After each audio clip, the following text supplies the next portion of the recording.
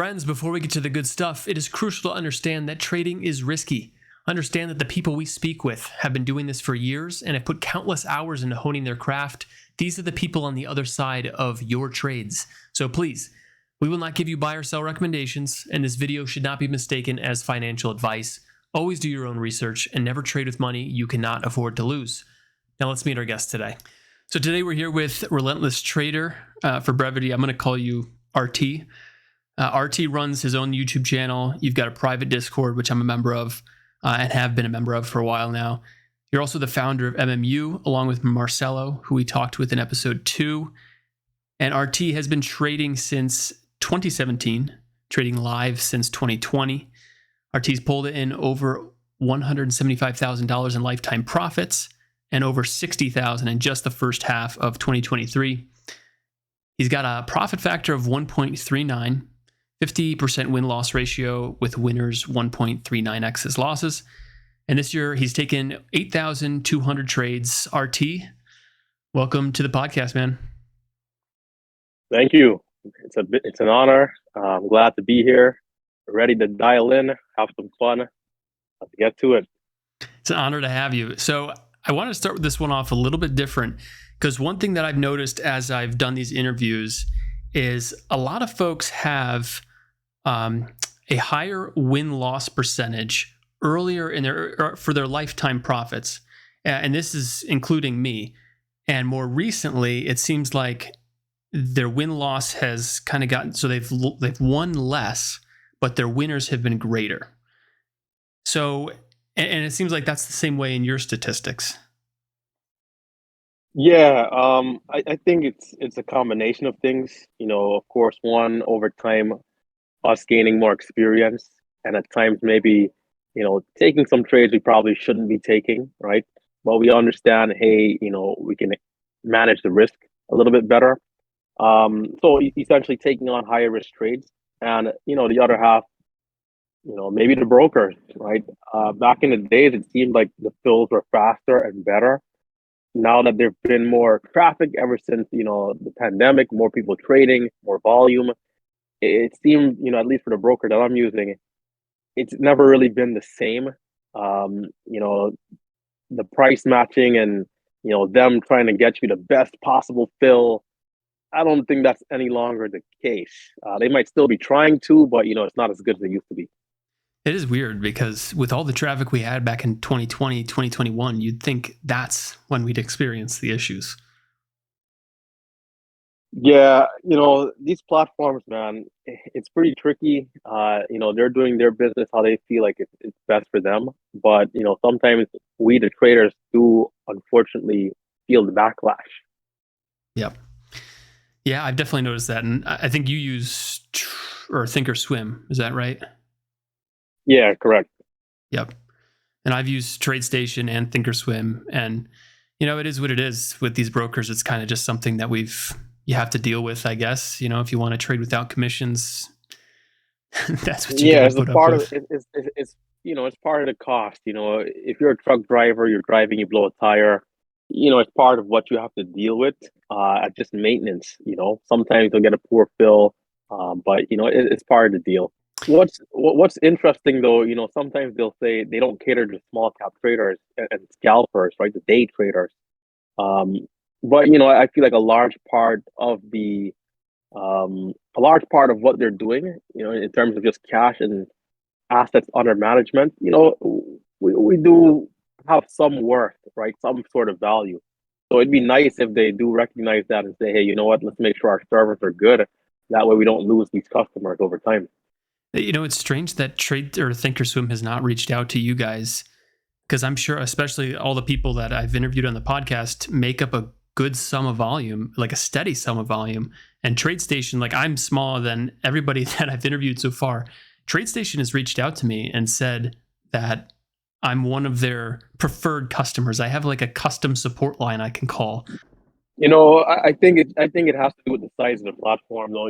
Thinkorswim, TD Ameritrade rather. That's true. I think over 3 trillion under management. So they probably look at us like, hey, a little 20K there, a little 100K there. Like, the people who have that direct line probably have millions of dollars in their account.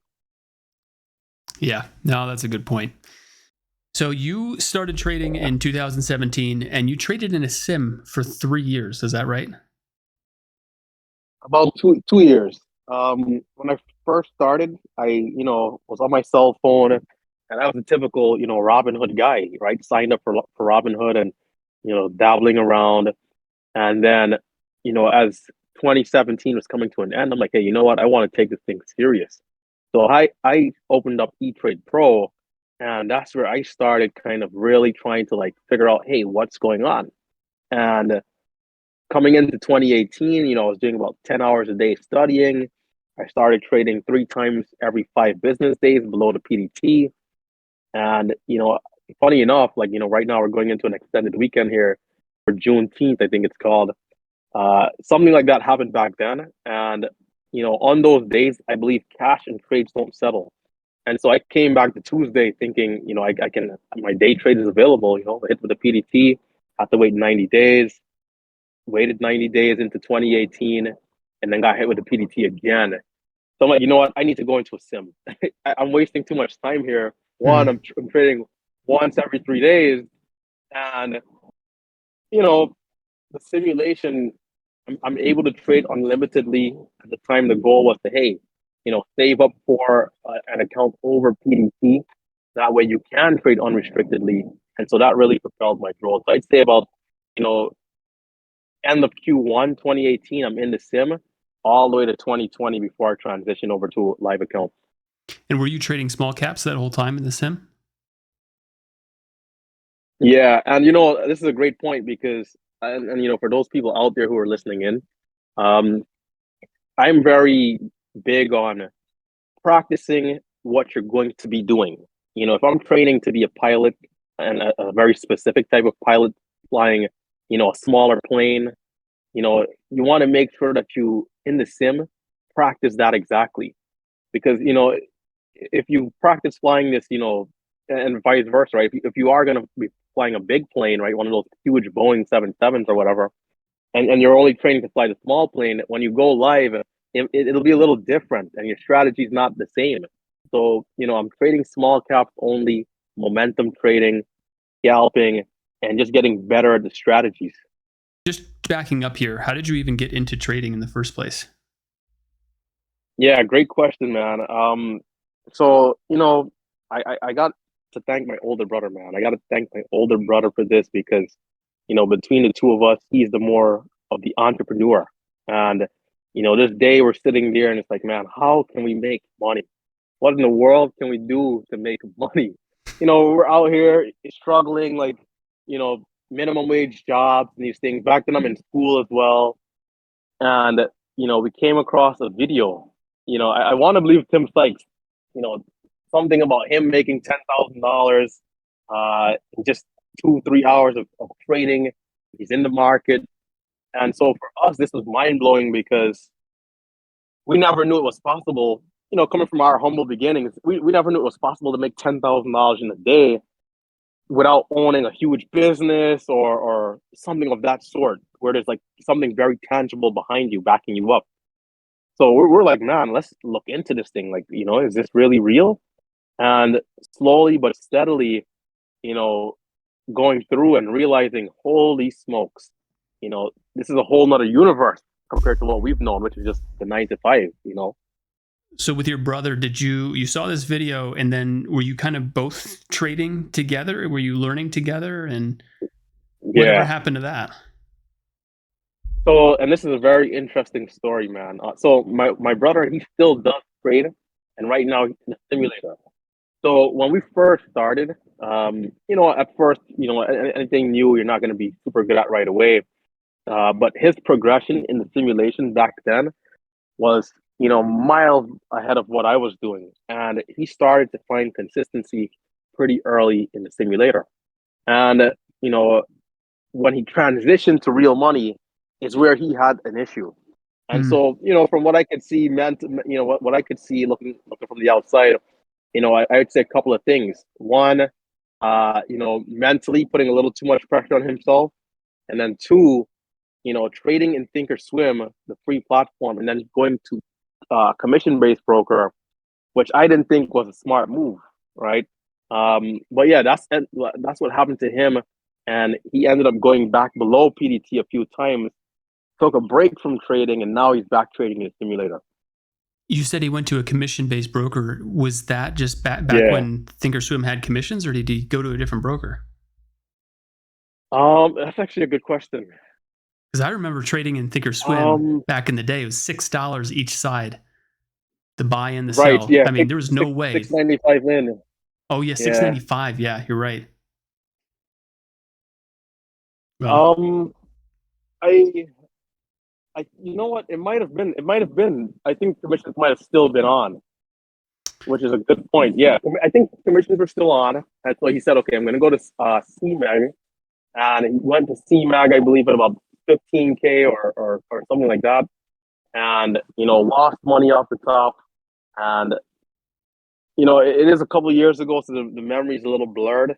But I want to say he was also at Thinkorswim at some point. He might have traded at CMAC first and then transitioned to Thinkorswim. And I think that's where he fell below PDT, I believe, 3 times. yeah. So there's a difference between trading in a sim and trading live. There's definitely emotions that come with trading live. It's real money. When you went live out of the sim, did you experience any of that? What was crazy is that because I traded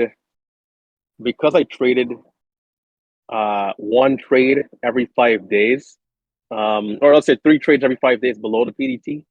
I think that gave me the mental connection, right? The connection to money and just the emotions in general. And my first week in the simulator, when I went to the sim, I had trouble mentally. And it's because of the stigma that's out there that's quote unquote saying, hey, you're not going to be able to take the simulation as real mentally because it's just not real money. But you know what? The simulation at that time was my only option. And I said, Relentless, like you better figure this out. You better find a way to make it real. And that's exactly what I did. I had a few friends in college at the time that knew I was trading. And it's this mindset of fake it till you make it in a sense where it doesn't matter on the outside what people think. It matters what you think. And I told myself, you know what? After that first week, I went in there, I was doing a bunch of nonsense, trading strategies I would never trade, like foolishness. But then when I after week one and I had this realization, I reset my PDT account, I believe, to like 27,000 or 26,000. And it's like, okay, I'm 2,000 above the limit. This is the mental situation I'm gonna put myself in, and I must survive. And I must make this happen. And it was a matter of, okay, going back to now what I was working on when I was using that, small account at E-Trade, trading 3 times every 5 days, paying attention for the A quality patterns. And so it became profits, process over profits, right? So focusing on the fundamentals for why a trade works and not the end result, which is the money. And for people who are listening in right now, if you're listening in right now, you know, if this is your only option, you have to challenge yourself and you can do it. You definitely can do it. Focus on why the patterns work versus the money at the end. And if you can master that, you'll have a smooth transition from the sim to live to a live account, and which is what happened to me when I went live. When I felt like I was finally ready, my setup was the same, my hotkeys were the same. Like if I'm to sign into my simulation account, like the only thing that'll be different is at the top of the screen is like an orange line on my broker. Mm-hmm. It's like everything else was the same: hotkeys, layouts, chartings, everything. And when you really get past the money mentally, what is the difference in an A quality pattern, whether you're in a sim or in a real account? You're supposed to buy where you need to buy where you need to buy. You need to sell where you need to sell. You need to have a profit target and a stop loss. And it doesn't matter if it's one share, 1,000 shares, or one share in the sim, or 1,000 shares in the sim. The trade should be the same regardless. And when I figured that out, boom, that's where it happened. So how did you know that it was time to go live? Was it a money thing? Like, okay, now I've got the money, I'm ready? Or were you tracking stats when you were in the sim? Yeah, I was using TraderView, and you know, the interesting thing is, you got to treat trading like a business first, guys. You got to treat trading like a business. It is a business, right? Not even like it is a business. Just like any big company that you can go to and they can show you, the demographics, right? In terms of just geography, which location did the best, what time of the year, what all these, million and one different data points you can pull is the same thing with trading. Whether you're using Excel or something else, you have to track your data so you can understand where you need to improve and how to get better, right? So for me, I was tracking my data, and it came to the point where I started to see a little bit more consistency. My cumulative P&L in the simulation, was small green, red. I get back to break even, and then slowly and steadily I'm inching up, inching up, inching up. I think when I made the transition, I'd made $20,000 in the sim. Now, looking back, I would say I could have still used some more practice in the sim, but I was showing a good amount of consistency. Then, on top of that, I was green gross. I was green gross. And what was left for me to do was now become green net, which is after commissions and fees. And guess what? Guess what, BMAC? Commissions went away that very next week. It's almost like God was just watching and said, Relentless, man, you've been working hard. We're going to set you up. That gross profits is now net profits. Go ahead and fly. It was meant to be. Meant to be, man. That's But amazing. you know what, though? It's like I was seeing progress, right? From, a ton of red days, not seeing any consistency, to essentially becoming green gross. It's like it's a huge improvement. And for those of you who are out there who are big red and now small red, and from small red to break even or small green, do not underestimate what that progress means. Like, it's tremendous because trading is a marathon. It's a long-term thing.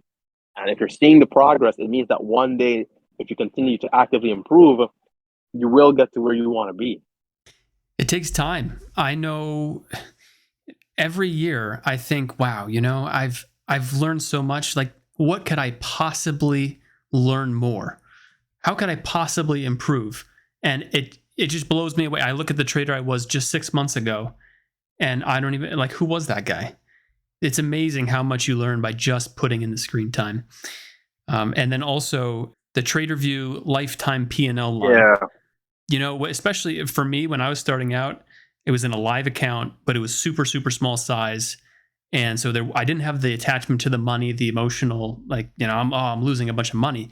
I had an Okay. attachment to the line. I just wanted to see the line go up.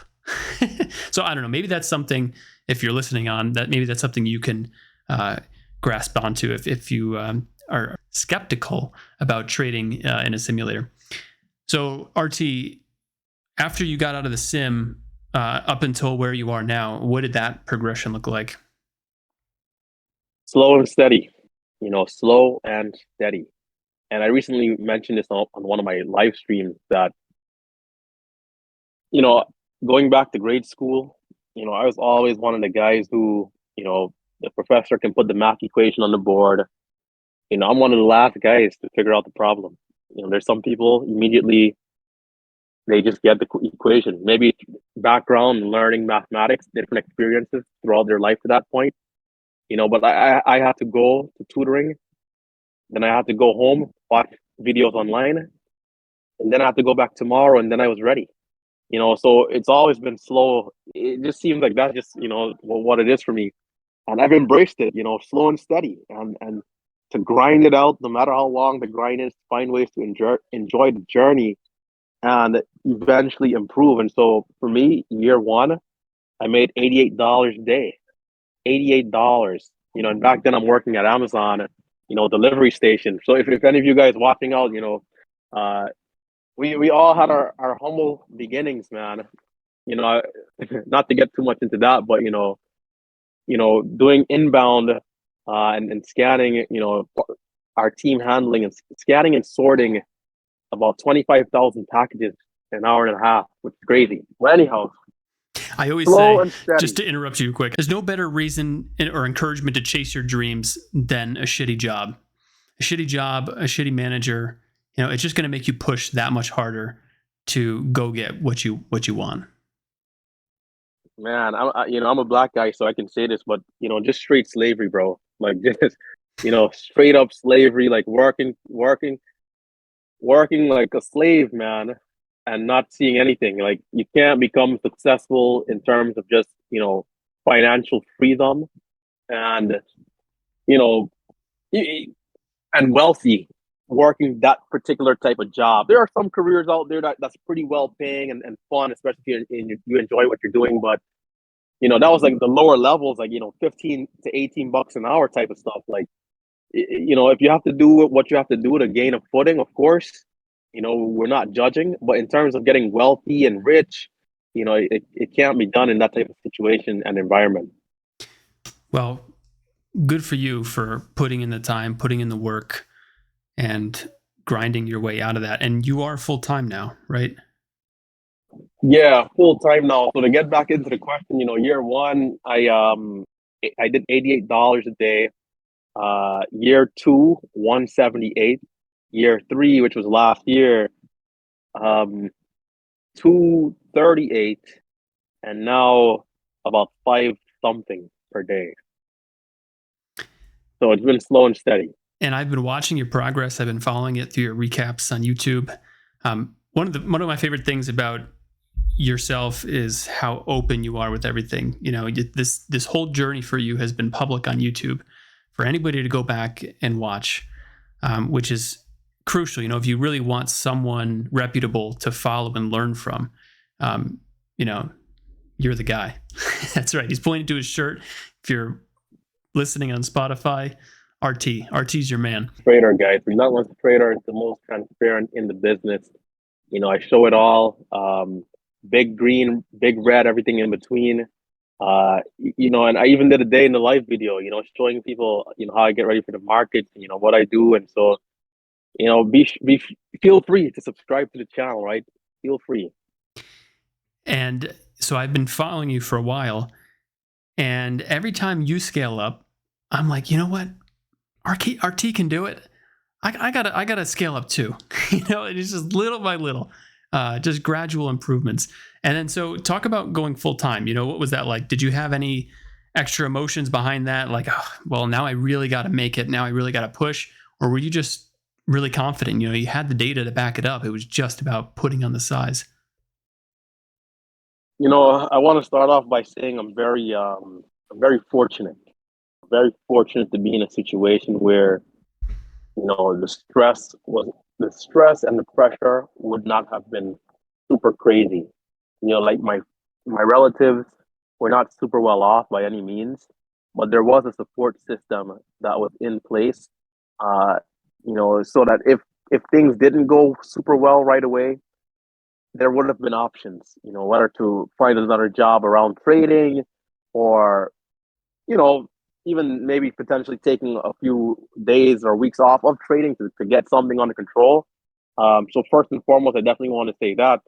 But in terms of, doing it, I'm at Amazon, and, this is around COVID time, I think mid-COVID towards the end. There's talks of like layoffs, there's talks of the facility that we're at closing down. And it wasn't super clear whether they're trying to remodel it or just closing it down. It was a very weird thing. And, they tried to accommodate some of us. They did. But crazy shifts, shifts where you have to work, overnight or drive super far, things that just didn't make sense for me and what I was trying to do. So I'm like, you know what? I am already seeing consistency. I think at that time, I'm doing about 178 a day. And this is before the inflation really hit, so it's not crazy good, but it's still something. I think that amounted to like 45 grand or something like that on that year. So I'm like, okay, I feel like I can do this. I feel like I can still, pay the little bit of rent that I'll pay here, pay my car note, my car insurance, and everything, all my expenses essentially should still be covered. I can manage, I can budget, and having good credit and all these things will definitely help me. And so I was fearless. I said, this is what I'm going to do. In fact, I told some of my coworkers there that I'm done. Forget driving an hour to try to and get some part-time shift. I'm out of here. I'm going to go do this thing, and I'm going to go do it for real. And here we are now. Mm. I love that story, man. You have such a great backstory. So I'm so glad you're able to share it here. Jumping forward into like just what does a trading day look like for you? I wake up every day at 7:30 a.m. And this is going to be a little funny for some of the people watching who already know me, because there's this like ongoing meme that I'm sometimes late, like Relentless is late every day or something. But I wake up at 7:30. The market opens up at 9:30, guys. I'm up at 7:30 a.m. every morning religiously. And through all that time, I'm essentially already ready to go. I'll eat breakfast. I'll eat breakfast. I'll freshen up, hygiene stuff, right? Freshen up, and by 9:15, I want to be there to give myself, you know, time for pre-market analysis. I'm not a huge pre-market trader, or else I'd be there earlier. But I find that my strategy best works during the open. It can work pre-market, but I'll be limited to only one or two of my many strategies that I have, right? In terms of the overall bigger picture of what we look for. So I'm there to do my pre-market analysis at least 15 to 20 minutes before the opening bell. I go through my analysis, coming up to the last few minutes, I always try to remind myself of what my plan is for the day. Relentless, based off of your experience, right? Your cumulative experience and the short-term sentiment. How do you want to approach this day? And more recently, I've been going with three main things. Hey, do not get deep red, which might mean be patient, small size. Second, do not overtrade the consolidation. And third, size down on your pullback. So it's very detailed, right? And every single day, the routine is the same. I move forward, I trade the first hour and a half, 2 hours, and usually we're done. I'd say 9 out of 10 days we're done after that. So by 11:30 Eastern time, market time, we're done. And from there, I'm working with students. As you guys know, Merciless Markets University, I do have a day trading course. And so I'm working with students, one-on-one mentorship, and, general Q&A, things like that for another few hours. And then around 3:30, 4 p.m., I get ready to do my recap. From there, I head to the gym.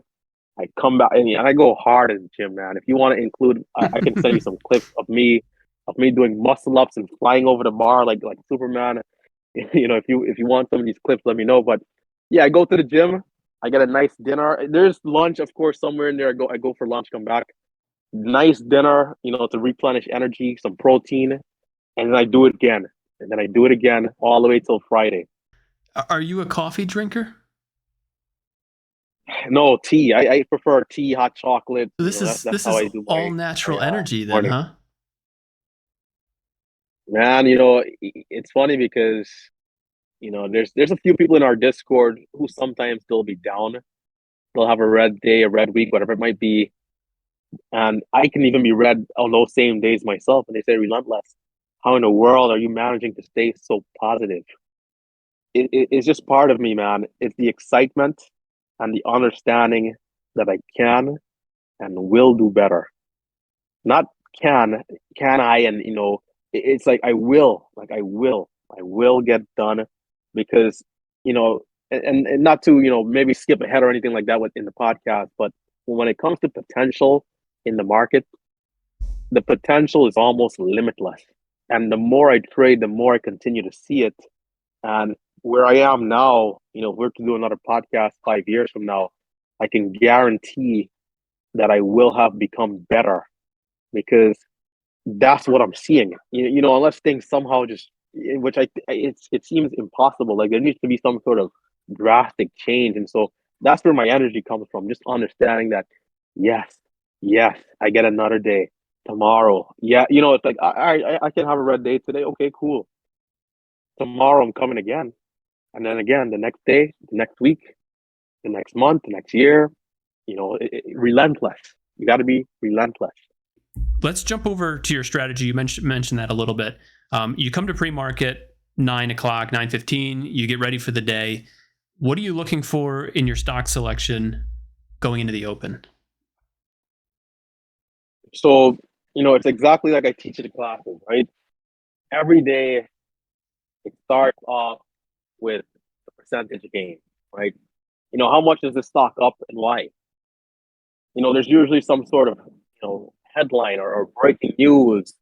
There's attention coming in, right? And attention that brings us to volume. Stocks that are moving up over a short period of time with a lower float, right? Not the Teslas and the Amazons of the world. Well, those stocks are great in their own right. When stocks with low floats are moving, there's a good chance we can get a potential for a squeeze because there's usually an imbalance between buyers and sellers. So, percentage gain, volume, again, that's usually, the leader is usually a catalyst, right? Breaking news. From there, we move forward to technical analysis. Okay, this stock is up 50%. Millions of people are watching at it. Big institutional buyers are watching at it. There's people who are here early. It then becomes, where can this stock go if it continues to move higher? So, in reference, I use the largest time frame, which is the daily chart. The stock's performance every one day over the last couple of years. I'll go back and see, when was the last time this stock gave a good opportunity? Was there big volume? Was there any sort of significant candlestick that I want to keep an eye out for? And so I start by mapping trend lines. And from there, I go into my key patterns. Some of them that I trade are a little bit more famous and general that's out there, like the bull flag, right? The bull flag, depending on how the candlesticks form, and I'm usually using the 1 and 5 minute time frame into the open, there's usually an opportunity. And in fact, over the last 5 years, it seems like, I'd say like 90% of the time the stock is up at least 40% and an opportunity. So do you trade in that first 1 to 5 minutes, or are you kind of waiting for those patterns to set up? So it depends. Like, there's this one particular pattern, for example, that we do look for within the first minute, called the opening surge. And if I happen to recognize that pattern within the first 1 to 5 minutes, I'll trade it. If not, I'd be more patient. But I was referencing the 1 and 5 minute time frames I used heading into the open. But yeah, it all depends on the price action, and also if there's a good reason to buy based off of the pre-market charting heading into the open. Gotcha. So pre-market is a big piece of that first couple minutes for you. Yeah, definitely. What would you say is one of your favorite setups, like your A+ setups? I like this question, but I'm going to give you a bit of a cliche answer. It's like asking me, who's my favorite sibling, or for those of you who already have children, who's your favorite child? There is no favorite. It's just whatever comes. There's no expectation that, hey, I want to see this one today. It's whoever is there, or in this case, whatever it's there. Whatever opportunity is there is the opportunity that I'll take. If there's no opportunity, then I don't take a trade. Right. So would you say that go ahead, sorry. Yeah, sorry about that. I was gonna say, and the way how we do it is, it's essentially a set, right? One is not better than the other. They're not even essentially really different, in a sense of, more profits, less. Again, it's just whatever presents itself. So would you say that there's setups? I mean, how many setups would you say that you had? If you just had to give a number, what would you say? So I look at setups and what I call, Marcelo and myself at the MMU community, we call edges. Trades that are not necessarily pattern only, although they are based off of a pattern to some degree, but price action within level 2 data. Between patterns and edges, I'd say about 18, maybe 18, 20, maybe a little bit more, somewhere there. And would you say that those edges come and go as through different market cycles, or would you say any given day any of those 18 edges could appear? A bit of both. Like, and the market is cyclical, right? And so nothing is really, ongoing in a theme. It's not seasonal at all. So each day is unique. Each day offers its own set of opportunities. And we can expect anything on any day. Although there are times where it seems like there's a bit of a trend where, let's say, maybe bull flags are not working super well, but let's say halt resumption trades are just going higher and higher for weeks on end or days on end. And recognizing that trend, we can capitalize. So a little bit of both right there. So you mentioned level two. How important is that in your entries? I think the candlestick chart and pattern is very important, but how do you use level two in your trading? Um, you know what? You know what's interesting about level two? The level two is not what comes first. The charting comes first, right? The charting comes first. And without the charting, I can't use level two by itself. Most of the trades, again, there's just a very few of them that are just, hey, this is just straight up a price action trade. But that's on the lower end of what the strategies we offer are. Is maybe just two out of like the 20. So majority of the trades, I'm looking at the candlesticks first, and the level two is essentially that, how do I describe it? It's like the trigger. It's almost like the pattern is the weapon, and the level two is like the trigger. It helps me and assists me to buy in a area where the stock is more likely to resolve and give the follow through in the direction that I'm looking for. Now, with that being said, level two is not necessary. I think without it, if it's to go away tomorrow, I think, a good like 45%, maybe even 50% of some of the strategies that I'm looking for in terms of the trigger point might be a little bit more difficult to see. But it's not to say I can't trade without it, right? But vice versa, if you take away the chart, there's no way in hell I can just use a level two. It's not gonna work. Yeah. So I'm constantly looking at my charting to see what patterns are forming, and the level two a little bit of the more fine print to see where it makes the most sense to buy and sell. And I've heard that a lot, where the chart is the bigger picture, and then you're really fine tuning the entry with the level two. I know that that's how I use the level two as well. Oh yeah. For those of you out there, that are wondering, like, I know traders who are profitable that don't use level two at all. I know some who are profitable with level two.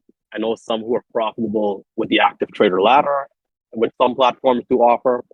And of course, there's people who are using all the collection that are not really where they need to be just yet. Yeah, that you touched on a good point there. And when I say level two across all these videos, I'm talking about just seeing what the bid is and the ask is. How many buyers are there? How many sellers are there? And there's different ways of visualizing that. I know you and Marcelo, you guys use like the traditional level two, or what I would call the traditional level two, where it's you see the numbers and it's not on a ladder; they're just right next to each other. You see the bid on one side, you see the ask on one side, whereas people like myself and Crispy, we use the price ladder. So just for listeners, so that you know what we're saying Yeah. here, I think level two is kind of a broad description of both of those. Now, to give listeners kind of an idea of your trading style, how quickly, like, what are you looking for in a trade? How quickly are you selling it? Right. So the fundamental of the strategy that we teach doesn't require you to be super scalpy. It can, though. It can, right? Now, the way how I like to describe it is that we are just like any other animal, and we have to adapt to what we think is best for us in the situation, in the moment, in our environment. And when commissions went to zero, the strategy that I was trading was for commissions. Like, just a matter of becoming more disciplined at the time, going back into the podcast, right? At that time, it was a matter of me becoming more disciplined to stop making as many mistakes, to become profitable, not only gross, but net also. But when commissions went away, it allowed me to be able to take more trades more frequently. And this is in the way of managing risk, right? So I'll give you guys a scenario, right? Just so we can paint a picture. If I'm watching a stock at the lows and I have reasons to believe based off of level 2 and maybe some other data that it's going to come down, and I have a stop loss, I don't have to wait for my stop loss. I'm not encouraged to, because guess what? I can always get back in, right? So what I'll sometimes do is stop out flat. If the stock doesn't make the low that I think it was going to at that time, I just get back in. Now, if commissions is there, being that active would just not make sense for that type of environment, right? Going back again to being able to adapt. So, taking it more slow, being more patient, and understanding to take the best setups. Something that I think is part of why our accuracies I think is lower. If you ask me, is that we kind of the free commission kind of allows us to be more gun, like we're not as gun shy. Like sometimes we're taking too many trades, even getting into over trading. But yeah, the fundamentals of what we do, you can approach it in both ways, whether fast or slow, depending on how you want to trade, whether commissions, non-commissions, personality. Not everyone who is one of my students will want to be this aggressive and scalpy in and out of the trades within seconds, maybe minutes. So, they hold longer. They wait for some of the bigger picture patterns, over the bigger time frame, the 5-minute time frame, for example, and they, have their risk established, profit target, and we always aim for a 2-to-1 risk to reward ratio at minimum. So if I'm looking to make 50 cents in a trade, there's no way I should be risking more than 25 cents. That way for every one win, we'll have to lose 2 to 3 times before we start to really get negative in the trade. Do you think there's room for 1-to-1 risk ratio trades? Like at least as, once you're more experienced and you can identify maybe smaller opportunities? Oh yeah, of course, but you got to have a high accuracy. If you're making $50 and then losing $50, you can still be profitable, right? You just have to be very accurate. In fact, you have to be more accurate than 50%. If we do some basic math, if you're more accurate than 50%, you'll be profitable, right? But the more distance you have, either with accuracy or risk to reward ratio, right, the better you can be. And usually most people, there's a variation of the two. And so it's possible to have a 90% accuracy and still be a losing trader. You can be right 9 times, you made $1 9 times, you're up $9. Your last trade, you're down $15, you're still net red, right? So for those of you watching on, listening in who are newer, while accuracy and these things are important, it's more so about the process and the fundamentals of the setup that you have to focus on, because nobody would be able to be profitable if these setups didn't work. I wouldn't be. It would be impossible for me to see consistency, and all the other people here, BMAC, everyone else in the community, to see consistency if these patterns didn't work. So if you focus on the fundamentals of the pattern and you're disciplined about it, naturally your personality will guide you into the balance of the two, and you'll fall somewhere higher or lower in between.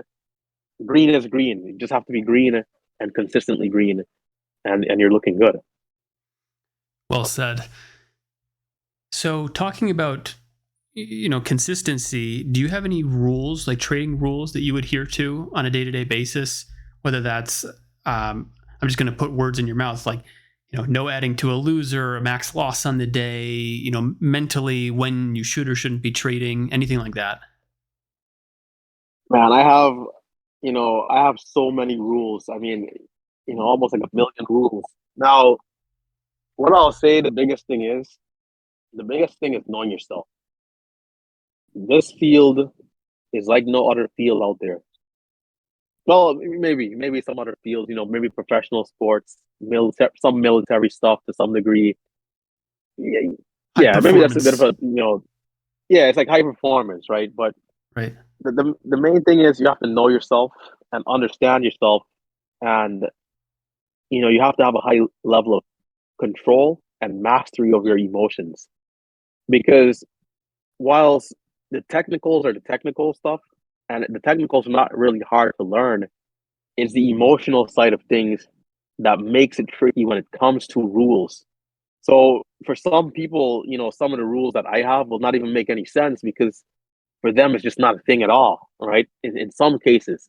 So, and we like to say this in our community all the time, which is, trading is not guaranteed because ultimately we can teach you or you can learn, but it still comes still a part of it is still you as the individual. So when it comes to rules for me throughout the day, there are certain small things that I have, which is like trigger points for me and my personality.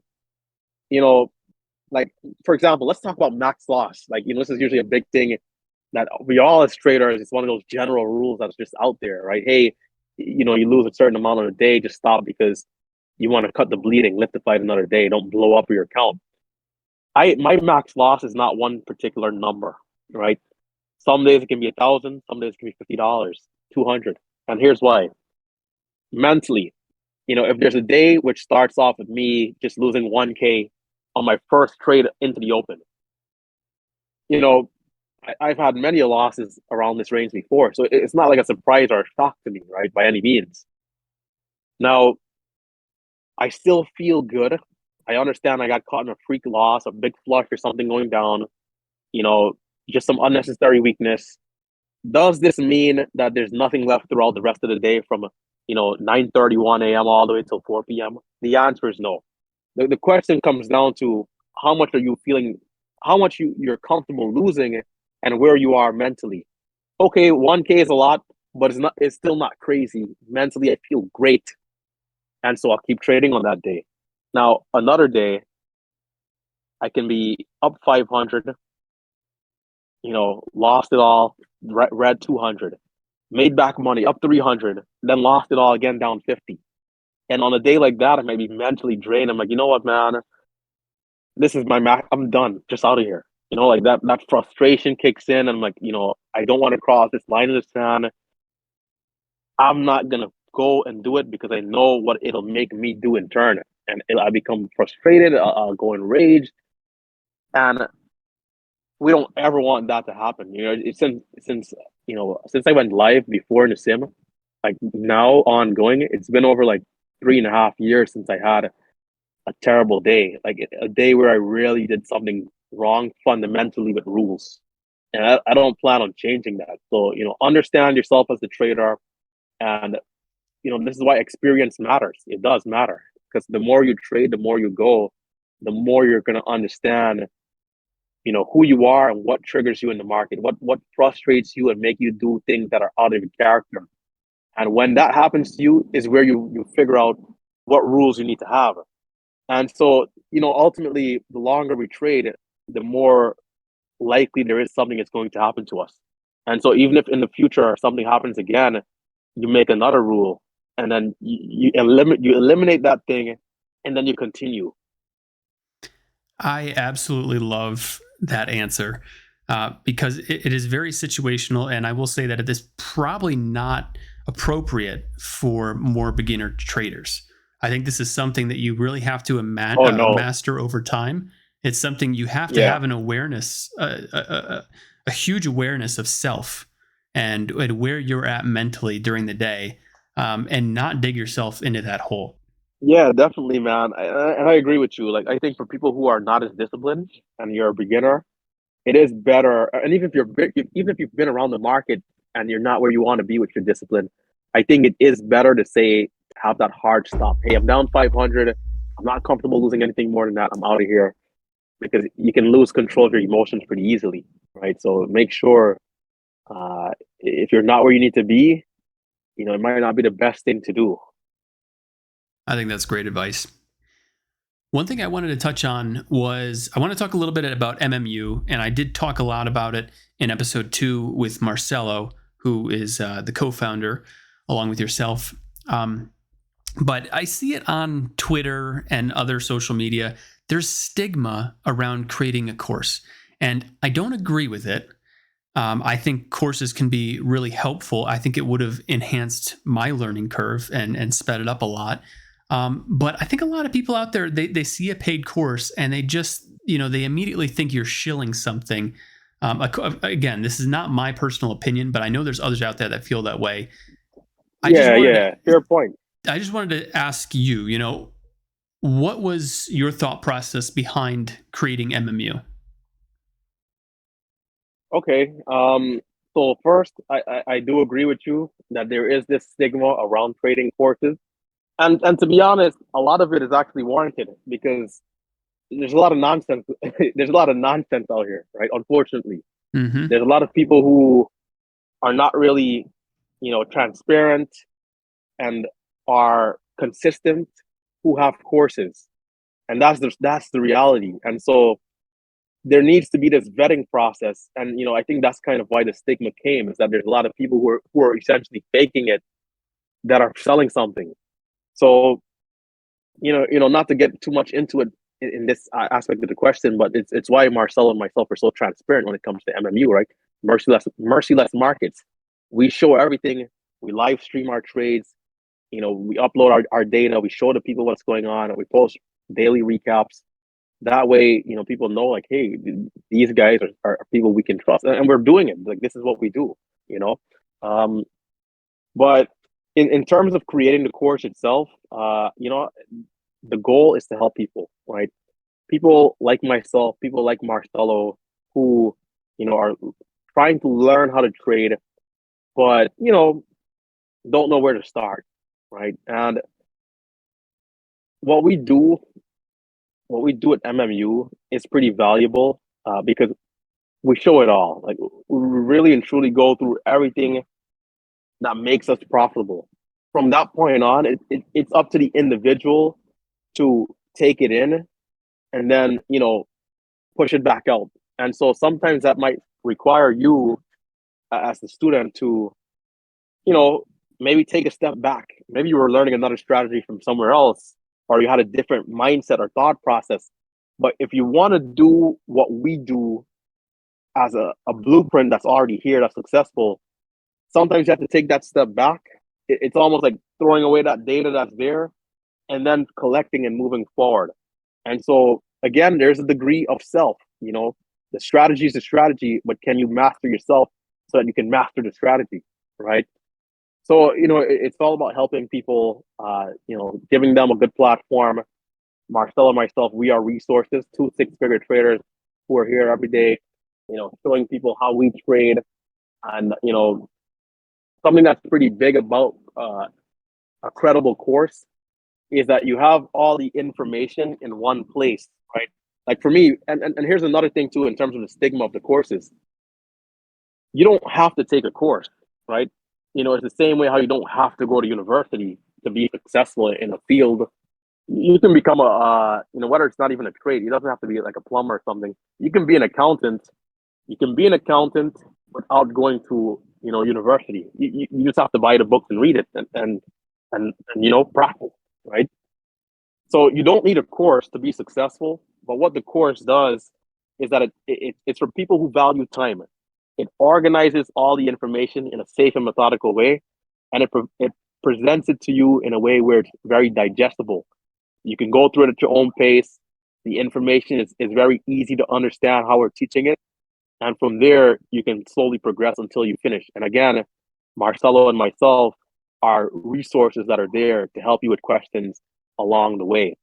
So, in quick summary, there's a lot of phonies out there. So make sure the person, whether us or somebody else, just make sure that the person you're following is credible.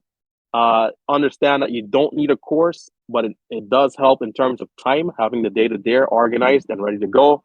And yeah, trading courses, it's like any other course in the world. Like, if you want to learn something, there's people who are already doing it, and you can essentially try and follow a blueprint in order to become successful. Think of it as a cooking recipe, And you and I know you did not learn from a course coming up. So, both of us clearly do not value our time very much. You know what? Sometimes it has to do with expense, right? And like, I couldn't afford a course of like $5,000, $10,000. It's part of the reason why our course is priced so cheap. It's for the people who are out there that just don't have that crazy income, right? And like, I don't know if you've noticed this, but like a lot of people who trade, like they have good paying jobs, like they have the extra cash. That's why they're here, right? They're trying to invest. But there's also people like myself who like kind of like out of nowhere found out about it. But you're just 9 to 5 in terms of the hourly wage, you know, minimum wage. Yeah, minimum wage. Like $15 an hour. Like living in New York, New Jersey, Pennsylvania, California, Florida, and minimum wage is like you can't afford these 5, 10, $15,000 courses. Mm-hmm. Yeah. And I'm sure it's very appealing, as a get rich quick thing. I mean, look, I think everybody thinks that at first. I know I thought that at first, but it really is a process, and you've shown that from everything you've said today. As you mentioned, like on my YouTube channel, like I've documented so much of the journey. If you come into trading with a mindset of wanting to become rich very quickly, it's not going to work. Trading, it's all about the long run. It's all about pacing yourself. If you don't pace yourself, you're going to burn out. And don't worry about, let's throw out a random name. Don't worry about John that might have made 50 grand on AMC because, and not to get too deep into anything, I'm definitely not a conspiracy guy or anything like that, but the interesting, the timing of GameStop, AMC, and Express, these meme stocks really and truly was interesting because there's so many people who are home at the time looking for something to do, looking to make money, and here comes a huge squeeze, right? But anyhow, to get back to it, don't worry about John who might have made 100 grand, and he's in the workplace bragging. For every one John, there's 50 people that might have lost money, but nobody likes to lose about bragging. So why would they go in the office and say, "Hey, I won on GameStop"? That person got lucky. They didn't really have a strategy. They just bought, and just through randomness, was rewarded. So the main thing of the market is to have a strategy that works and to consistently, have small gains. And as you become better, as you become more confident, as you gain more experience, you'll ultimately be able to put more risk behind the trade, put more capital. So that trade that was $5 or $50, is now 500 or $5,000, right? That's just natural. The more you cook the same food, the better of a chef you're going to become.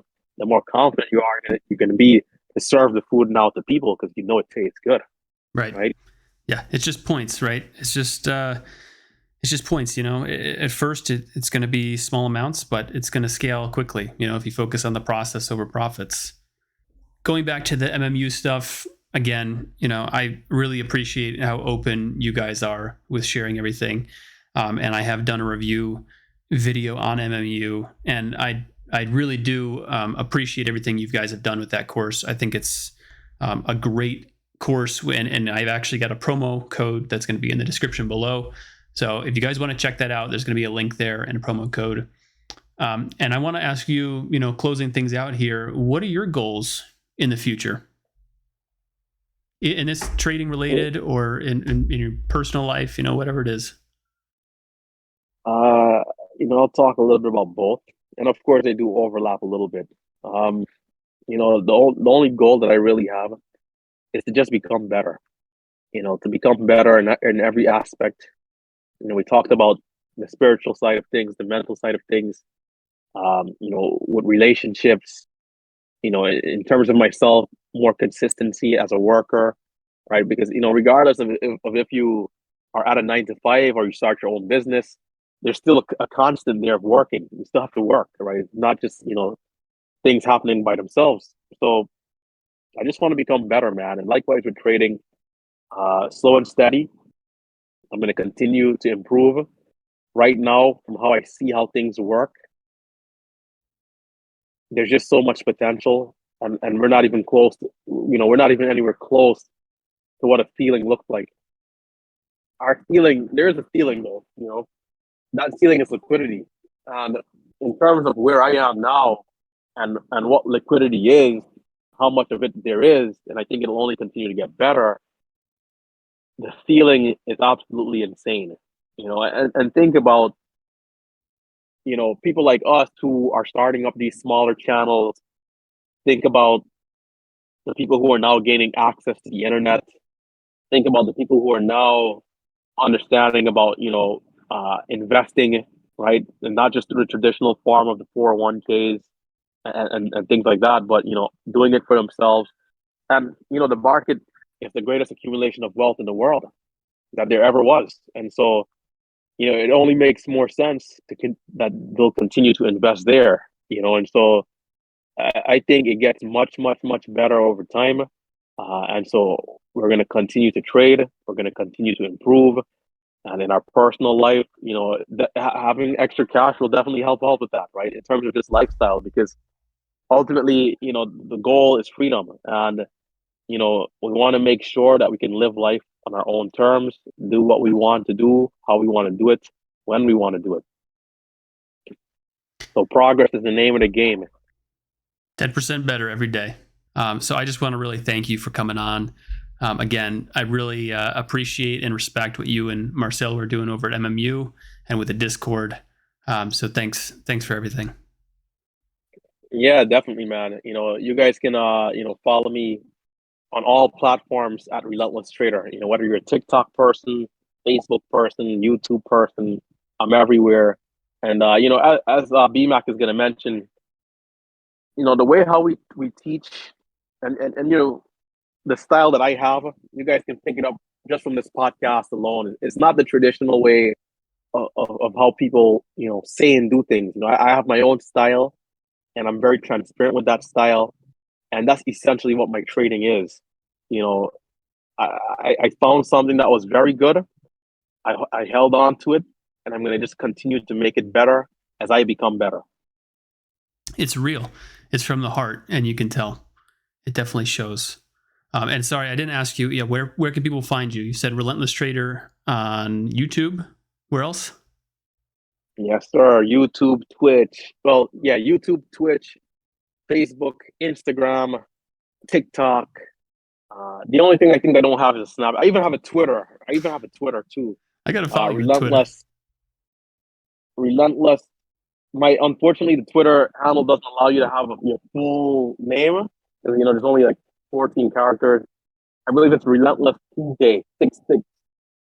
I can confirm that. It'll be down in the description. Yeah. We'll have all the links in the description. Yeah. Awesome, man. Well, thanks again for coming on the podcast.